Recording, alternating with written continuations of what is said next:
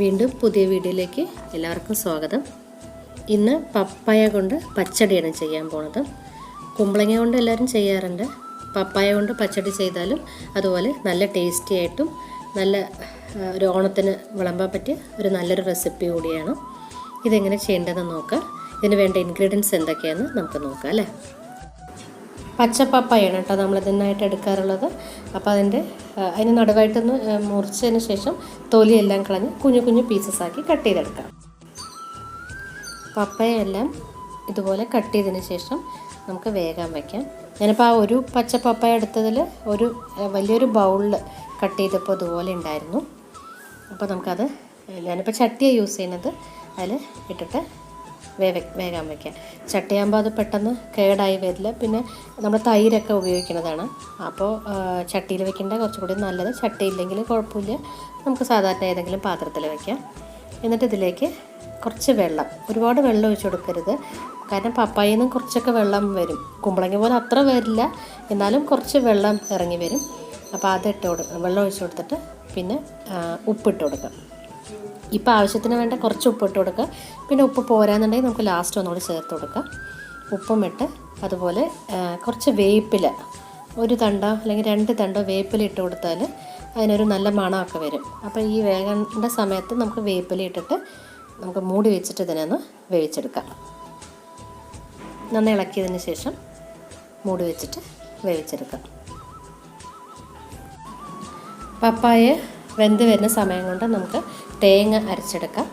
അപ്പോൾ അതിനായിട്ട് മിക്സിയുടെ ജാറിൽ കുറച്ച് കടുക് ഇട്ട് കൊടുക്കുക. കടുക് ഒരു 1/2 സ്പൂണോളം കടുക് ഇട്ട് കൊടുക്കുക. അതിനുശേഷം പച്ചമുളക്, എനിക്കിപ്പോൾ ഈ മുളക് കിട്ടിയിട്ടുള്ളത്, അപ്പോൾ നിങ്ങൾക്ക് പച്ചമുളക് യൂസ് ചെയ്യാം.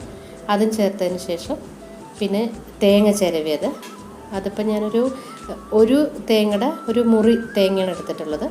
അതും കൂടെ ചേർത്തിട്ട് ലേശം വെള്ളം ഒഴിച്ചിട്ട് ഇത് നന്നായിട്ടൊന്ന് അരച്ചെടുക്കണം. നല്ല ഫൈൻ പേസ്റ്റായിട്ട് അരച്ചെടുക്കണം. പച്ചടി സാധാരണ അധികം എരിവില്ലാത്ത കറിയാണല്ലോ. അപ്പോൾ ഞാനിതിപ്പോൾ എരിവില്ലാത്ത പച്ചമുളകാണ് 6 യൂസ് ചെയ്തത്. നിങ്ങൾക്ക് പച്ചമുളകാകുമ്പോൾ എരിവുള്ളതാണെങ്കിൽ കുറച്ച് കുറയ്ക്കാം. ഈ സമയം കൊണ്ട് നമ്മുടെ പപ്പായ നന്നായി വെന്ത് വന്നിട്ടുണ്ട്. ഒരു 10 മിനിറ്റ് വെച്ചപ്പോഴേ അത് നന്നായി വെന്ത് വന്നു കേട്ടോ. അപ്പോൾ നമുക്ക് വെള്ളമൊക്കെ പാകണമെന്ന് നോക്കാം. അതേ വെള്ളം കുറച്ച് ബാക്കിയുണ്ട്.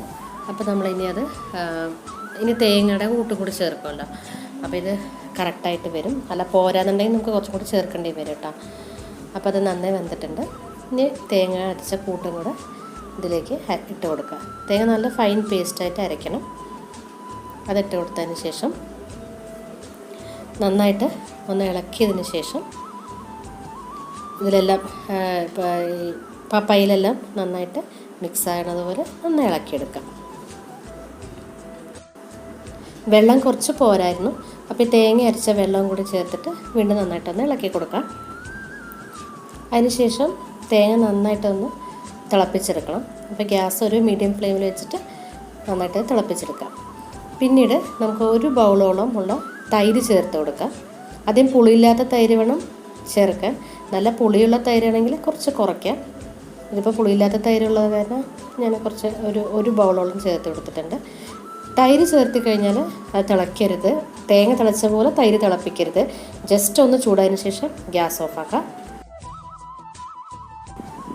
ഈ സമയം നമുക്ക് ഉപ്പ് ആവശ്യമാണെങ്കിൽ ഉപ്പ് ചേർത്ത് കൊടുക്കുക. ഇതിൽ കുറച്ച് ഉപ്പ് പോരായിരുന്നു, അപ്പോൾ ഞാൻ കുറച്ചുകൂടെ ഉപ്പ് ചേർത്ത് കൊടുത്തിട്ടുണ്ട്. ഇനി നമുക്ക് കടുക് തളിച്ചെടുക്കാം. പാന് ചൂടാകുമ്പോൾ ലേശം വെളിച്ചെണ്ണ ഒഴിച്ചെടുത്തിട്ട് കടുക് ഇട്ട് കൊടുക്കാം. കടുക് പൊട്ടുമ്പോൾ 3 വറ്റൽ മുളകിട്ട് ഫ്രൈ ചെയ്തെടുക്കാം. വേപ്പിലയും കൂടി ഇട്ടതിന് ശേഷം നമുക്ക് ഗ്യാസ് ഓഫാക്കിയിട്ട് ഈ താളിച്ച കൂട്ട് നമുക്ക് പച്ചടിയിലേക്ക് ഒഴിച്ചു കൊടുക്കാം. എന്നിട്ട് ജസ്റ്റ് ഒന്ന് വെറുതെ ഇളക്കി കൊടുക്കുക. തീർച്ചയായിട്ടും എല്ലാവരും ഇതൊന്ന് ട്രൈ ചെയ്ത് നോക്കണം. ഓണത്തിന് ഇലയിൽ വിളമ്പാൻ പറ്റിയ നല്ലൊരു പച്ചടിയാണ് കേട്ടോ ഇത്.